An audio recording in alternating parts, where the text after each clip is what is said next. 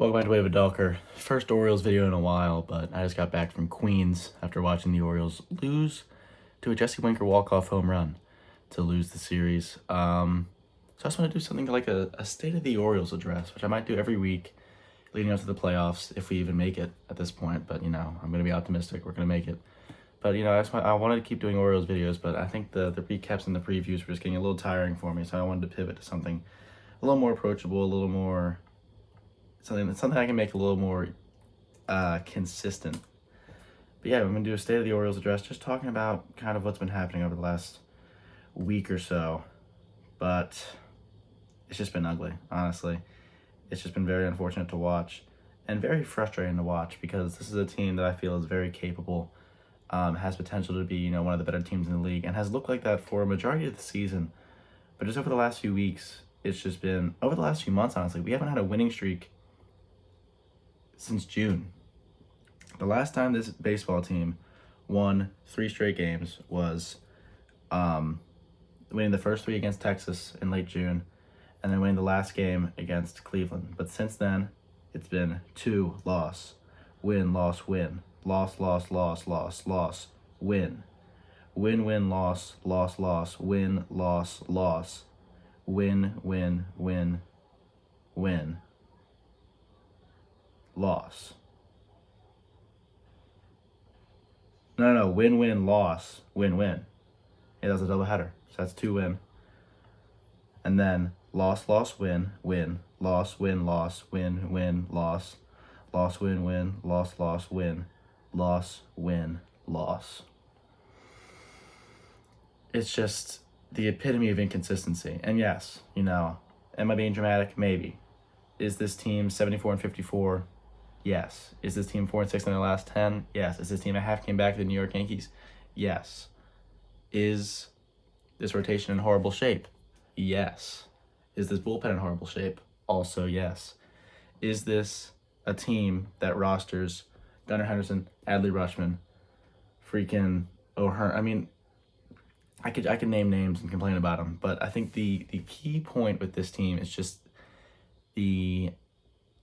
I wouldn't say limitless potential, but you look at this roster, and obviously injuries be damned, blah, blah, blah. That's just kind of sports. You can't really complain about that.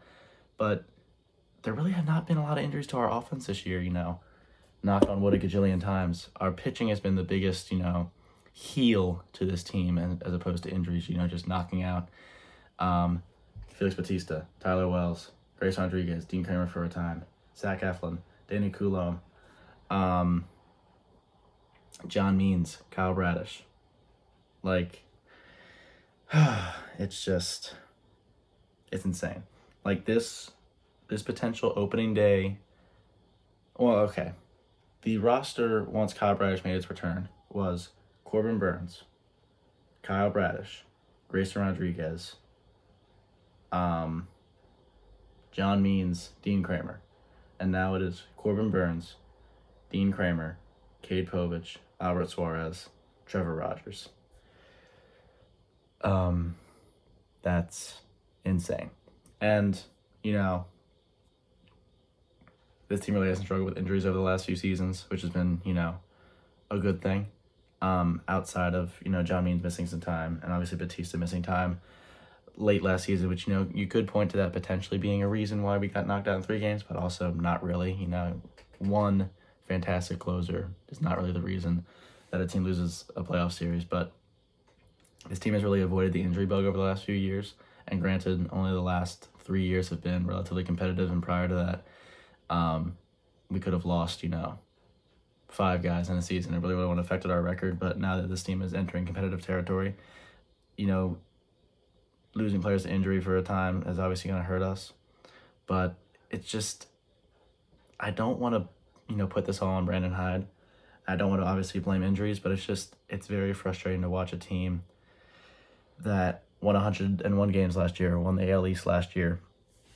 And obviously, the teams around us improved, primarily just the Yankees, getting Juan Soto and losing relatively nothing from their team last year. And last year was one of their worst seasons in 20 years. But you're adding Juan Soto to a team that already has the Cy Young and a 1 season removed from MVP Aaron Judge, who's having a historic season this year again. It's just, I don't know. It's just so frustrating. And the constant rotation overturning, the constant bullpen hierarchy shifting, like Sir Anthony Dominguez becoming, our closer and then giving up 2 walk-offs in the same series. It's just like, where do we go from here? Craig Kimbrell coming in after closing yesterday's game and giving up a game time or a go-ahead home run. It's like, the biggest thing is like, what can happen to change this? And it's really nothing. Like, the only thing we can hope for is just once Grayson comes back, once Eflin comes back, once Coulomb comes back, maybe something will change. But that's all pitching. The biggest issue this year, I think, that you can point to outside of injuries is the inconsistent offense. Like, I think the biggest thing with this team is that you can almost guarantee that this team like won't score 7+ runs in back-to-back games. And that like feels like hyperbole, but let me just look through this right now. So we scored 9 runs against the Mets. Next game scored 3. We scored 10 runs against the Red Sox. Next game scored 1. We scored 7 runs against the Rays. Next game we scored 1. We scored 7 runs against the Blue Jays. Next game we scored 6. That's like, okay, that's solid. We scored 7 runs against the Guardians. Next game we scored 9. Another solid game. We scored 6 against the Blue Jays. Next game scored 10. Scored 11. Scored 4. Scored 8. Scored 11. Like, there are instances of back-to-back days of offensive consistency. But outside of that, today we got perfected through 5 innings by Sean Manaea. And, all respect to Sean Manaea. He's been a solid pitcher for the Mets this year. He's been a solid pitcher his whole career. But what the hell's going on? Other noticeable blips in the offense is the seemingly, disappearance of Adley Rutschman being, a top-end, consistent, getting on base and getting good hits. Let's look at Adley Rutschman's baseball reference, because this has been the most notable thing for me. Adley, being one of my favorite players on the Orioles, I tend to take notice of these things. That sounds ridiculous. But okay, there's something very specific that I want to point out. I think it's against Texas that I want. Yes. Okay. So, on June 27th, Adley went. Well, here we go. On June 21st, Adley went 5 for 5, raising his average to 305. And he is now sitting at 263. So let's look at June 21st on stat news for Adley Rutschman. Adley Rutschman since June 21st. Adley's batting 205 with 33 hits across how many at-bats? 33 hits over 46 games, batting 205. And a lot of people are pointing this to him playing through a hand injury, but it's also like, he is arguably the face of our franchise. Switch hitter, catcher, doing that every day. And like at this point, he's kind of become a bit of, not a platoon guy, but he's not catching every day, and he's been sitting a lot more. It just kind of stinks to see him going through a slump like this. Like Ramon Urias, you could argue, has been our best hitter over the last 2 weeks. Ramon Urias has been arguably our best hitter over the last few weeks. That's not a situation I'd like to be in. All due respect to Ramon Urias, but a team that, like I said, that roster's Gunnar Henderson, Adley Rutschman, Jackson Holliday, 3 of the last number 1 prospects. Ryan Mountcastle, good hitter. Cedric Mullins, good hitter in his prime. Colton Cowser, good hitter. To see Ramon Urias kind of be the guy that steps up and be our best hitter is kind of insane. Going back to Brandon Hyde, just kind of the lack of fire from him is also very frustrating and very obvious. Seeing Corbin Burns argue balls and strikes, game 1 of that Mets series, getting very animated in the dugout, and you see Brandon Hyde being like, come on. You need to be the one to, either get fired up with him or be like, hey, I don't want you to get ejected even though you're not starting. I'm going to go out and get ejected for you. Like, we need that fire. And I thought that we had it a few weeks ago. I thought in that Padres game when Gunnar got that double, I thought, okay, this is where it's going to turn around. But since then, it's just kind of been more of the same. I don't know when or where the fire's going to get lit, but I just hope that it gets lit soon. That's the biggest thing. We have players with a lot of heart. Ryan O'Hearn getting ejected today. Corbin Burns, like I said, getting animated in the dugout, Gunnar Henderson just being a fiery person by nature. Like, I hope that we come out back home, first Houston, sweep these 4 games, and just light a fire under our bellies. Like, I hope game 1, Adley Rutschman, like 3 hits, Gunnar Henderson homer.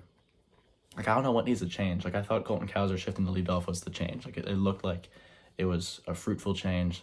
I was like, okay, Hyde shifting things up, putting Gunnar in the 3 hole where I think he belongs, honestly. Like, I like him being there, potentially getting, his doubles, his home runs with runners on base as opposed to just his solo home runs lead off. Like, I hope I thought that was the change that we needed. But evidently not. Like, I don't know what needs to happen. Players only meeting. I don't know. Send Cal and Eddie Murray in there to just talk to him. Like, this is a team that should not be. Like I said, we're 74-54, 20 games up, only a half game back of the lead in AL East. Nobody's running away with it this year. But this is a roster that I feel like could be running away with it. And it's just kind of, we're getting baseballed. And obviously that's how just baseball works. And, we're not immune to it. But it's just like winning 101 games, arguably improving our roster, and then just kind of pacing to be, like a 93, 95 win team. That's not good enough for me. I kind of got a taste of what it's like to be the AL East champion again with a younger, more promising team than 2014. And then I'm looking at this roster being like, injury bug, obviously can't control that, but the manager lack of fire and just kind of a lack of sincere veteran leadership just kind of stinks. And we have vets in there that could, take that mantle and be like, get these guys fired up. But it just doesn't seem to happen. So I don't know what needs to happen. I just hope it happens. Because I'm a fan. I'm not in the locker room. I'm not in the clubhouse. I'm not in the front office. But I hope that something changes. I hope that they come out tomorrow night with, I think, Burns on the bump and just annihilate Houston. That's all we can hope. Go O's. I'm sick of this. Let's win a fucking World Series. State of the Orioles address, August 21st. Log over. Peace out.